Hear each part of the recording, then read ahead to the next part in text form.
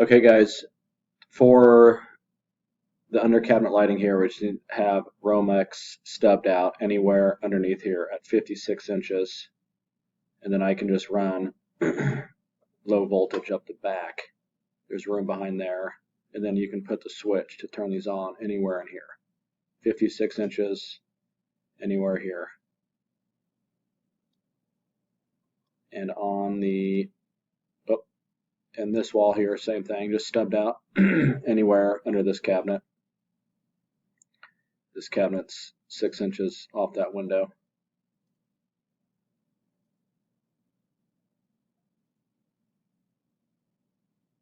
Oh, and then the pantry.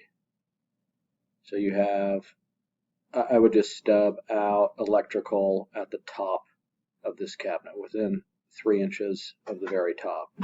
Then you'll have to have a switch to turn that on, left or right, on the wall here. Hope that helps. Thanks.